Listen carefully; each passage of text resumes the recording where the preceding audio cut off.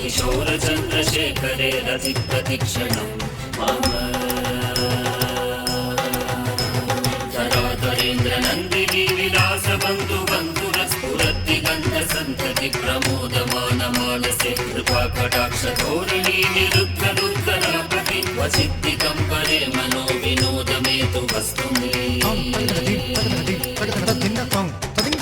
जटाभुजङ्गपिङ्गलस्फुरत्वनामणि प्रभकदम्बकुङ्कुमद्रवप्तडिप्तदिग्वधूमुखे मदान्तसिन्धुरस्फुरत्वदुत्तरीयमेधुरे मनो विनोदमद्भुतं विवर्तुभूतभर्तरे सहस्रलोचन प्रभृत्य शेषलेखशेखर प्रसूनधूलिधोरणी विदूसराङ्कृकीटकुभुजङ्गराजमालय निबद्धजाटचूटक श्रियै चिराय जायतां शकोरबन्धुशेखर ललाटचत्वरज्वलद्धनञ्जय स्फुलिङ्गपाणिपीतपञ्चसायकं नमन्निलिम्बनायकं सुधामयोखलेखया विराजमान शेखरं महाकपालि सम्पते शिरोजटालमस्तु नः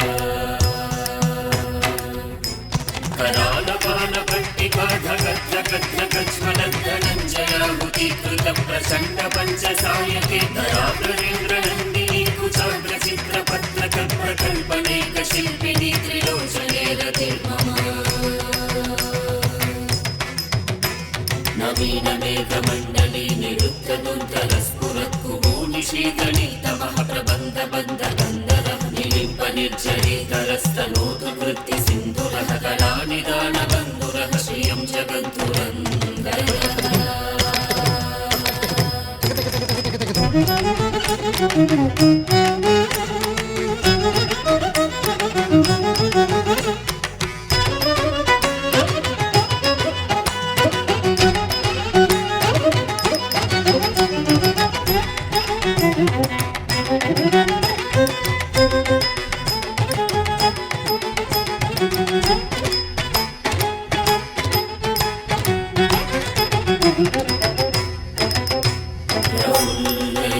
प्रफुल्लनीलपङ्कज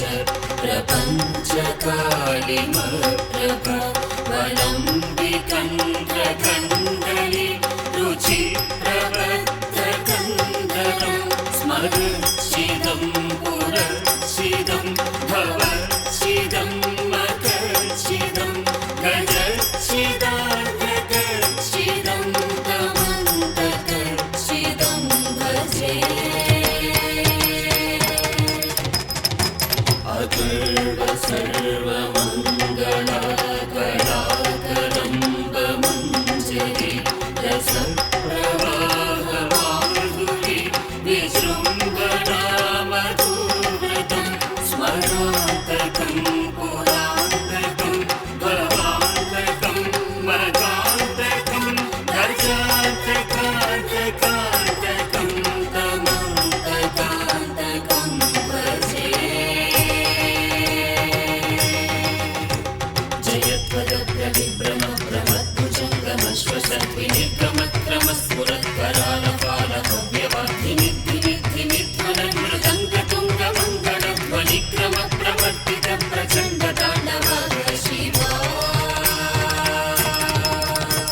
सृषद्विचित्रतल्पयोर्भुजङ्गमुक्तिकस्त्रज सुप्रकाशो गरिष्ठरत्नलोचयो सुहृद्विपक्षपक्षयो तुषारविन्दचक्षुषो प्रजामहे महेन्द्रयो समप्रवृत्तिगद्गदत्यदाशिवं भजाम्यहम्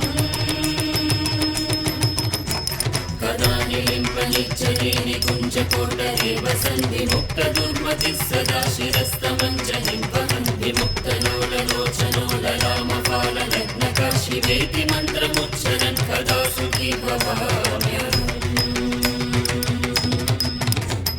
इमं हि नित्यमेव मुक्तमुत्तमोत्तमं स्तवं पठन् स्मरन् ब्रुवन्तरो विशुद्धिमेति सन्ततं हरे गुरौ सुभक्तिमाशु याति नान्यथा गतिं विमोहनं हि देहिनं सुशङ्करस्य चिन्तनं विमोहनं हि देहिनं सुशङ्करस्य चिन्तनं विमोहनं